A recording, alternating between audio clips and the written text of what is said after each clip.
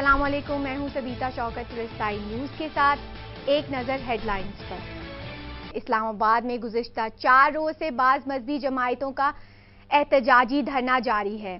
دھرنے کے باعث وفاقی دارالحکومت میں نظام زندگی بری طرح متاثر ہوئی ہے۔ رسائی نیوز کی نمائندہ نازیہ حسین کی رپورٹ۔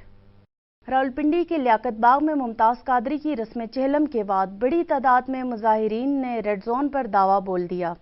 مظاہرین نے ڈی چوک میں کنٹینر اور دیگر رکاوٹوں کو نظر آتش کر دیا۔ سب سے زیادہ نقصان میٹرو بس اسٹیشن کو پہنچایا، جہاں ہر طرف تباہی کے مناظر نظر آ رہے ہیں۔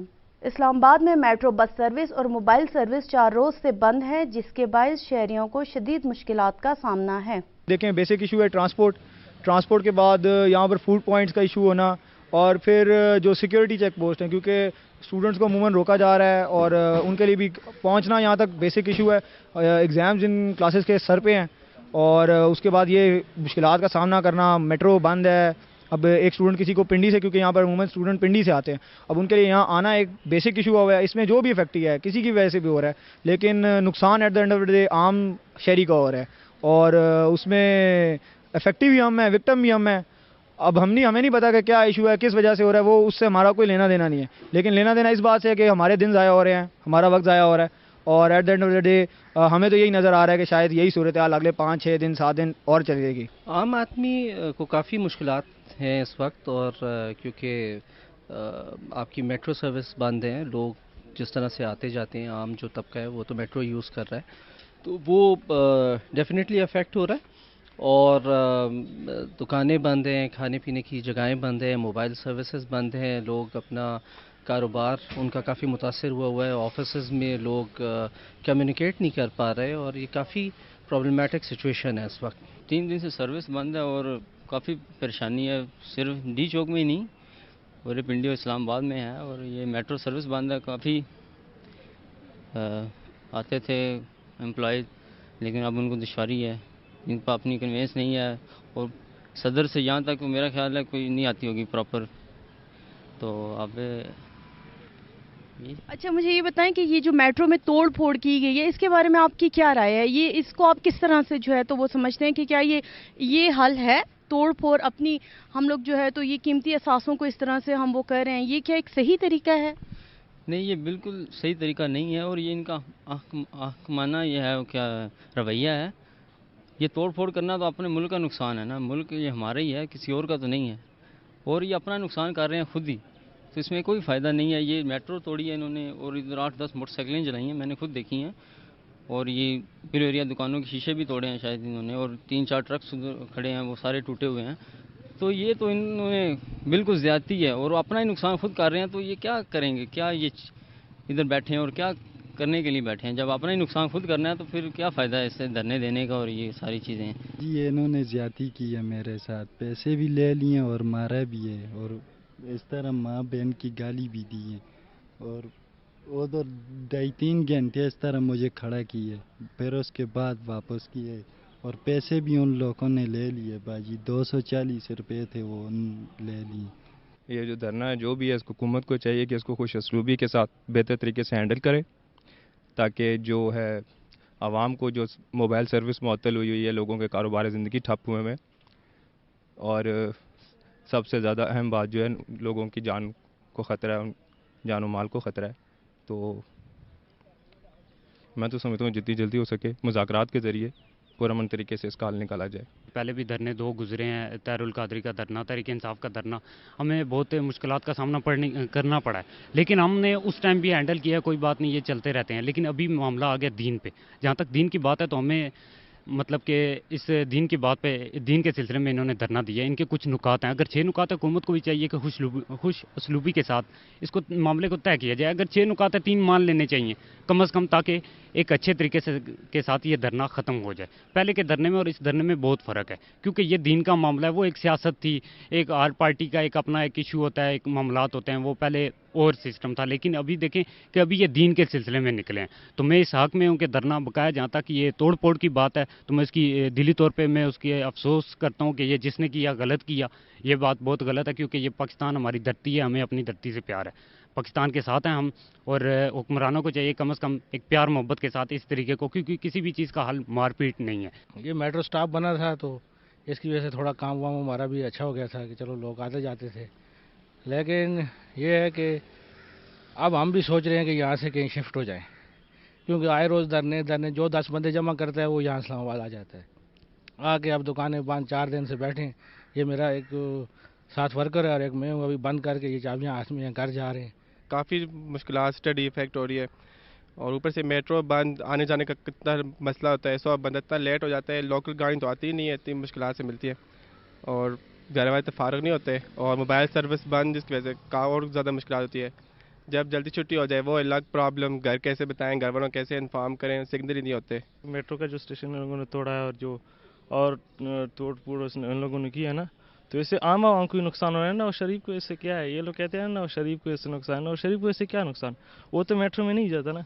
मेट्रो में हम जैसे गरीब आवाम जाते हैं, और फिर इन लोगों ने आके इधर मेट्रो यार जो लोग ये चाहते हैं ना, ये लोग कि यार ये पाकिस्तान में दहशत गर्दी हो, ये चीज़ हो, ये वही लोग हैं। मैं तो कहता हूँ कि जिन लोग ना रेड जोन क्रॉस करके आगे चले गए, मैं तो कहता हूँ उन लोगों को शूट करना चाहिए। जो लोग तरमीम ये कानून का कोई ख्याल नहीं रखते, ये देख कितनी बुरी हालत बना रखी है मेट्रो स्टेशन की, और आवाम को नुकसान दे रहा है यार। देख कितनी वो छुट्टियाँ कर दी गई, पूरे दफ्तर शफ्तर पूरी कॉलेज स्कूलों को बच्चों को ख़तरा है, इधर पूरी पुलिस वालों बेचारों को ख़तरा है, इधर नुकसान है ना, पूरे पुलिस वाले इधर खड़े हैं 2-3 दिन से, पूरे आवाम डिस्टर्ब है।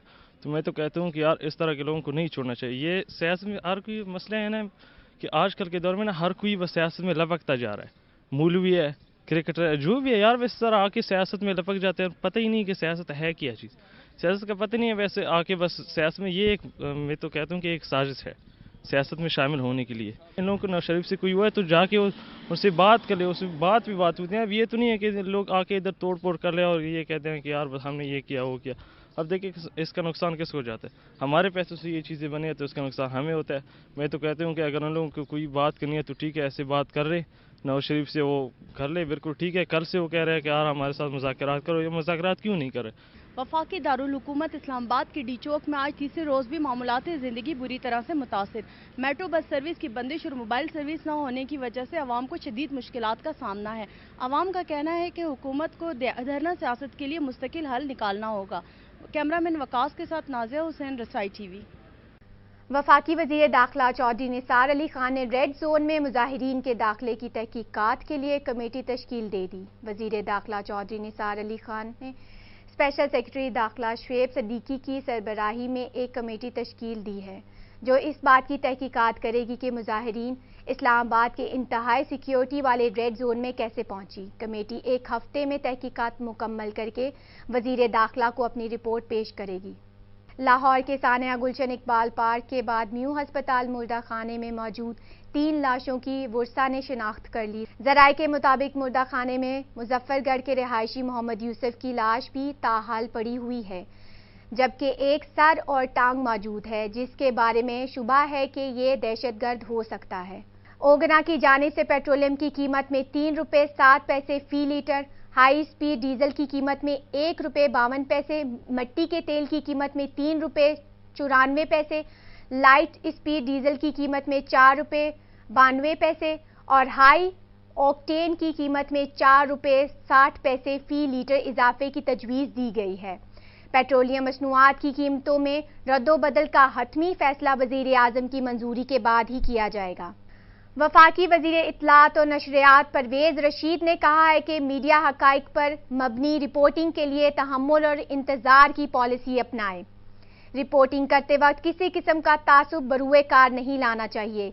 इस्लामाबाद में मीडिया वर्कशॉप से खिताब करते हुए वफाकी वज़ीर इत्तलात परवेज़ रशीद का कहना था कि मुआशरे में पाए जाने वाले तनाज़ात और तसादात की रिपोर्टिंग करना मुश्किल काम है।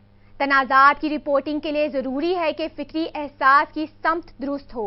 इनका कहना था कि मीडिया को हक़ाइक़ पर मबनी रिपोर्टिंग के लिए तहम्मुल और इंतज़ार की हिकमत अमली अपनानी चाहिए। जंगों में मुख्तलिफ मुल्कों के रिपोर्टर्स ने मुख्तलिफ अंदाज में रिपोर्टिंग की।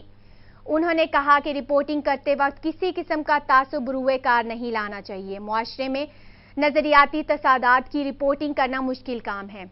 पठानकोट वाक़ये की तहकीकात करने वाली पाकिस्तानी टीम ने نیشنل انویسٹیگیشن ایجنسی کے ہیڈ کوارٹرز پہنچ کر تحقیقات کی۔ بھارتی حکام نے مولانا مسعود اظہر تک رسائی کا مطالبہ کیا ہے۔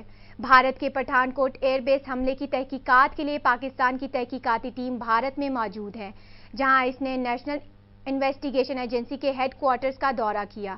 بھارتی میڈیا کے مطابق NIA کے ڈائریکٹر جنرل شرد کمار نے پاکستانی ٹیم سے مطالبہ کیا ہے بھارتی حکام کو پاکستان میں کالا دم تنظیم کے سربراہ مولانا مسعود اظہر اور اس کے بہنوئی عبدالرؤف تک رسائی دی جائے، کیونکہ ان دونوں پر پٹھان کوٹ حملے کا الزام ہے۔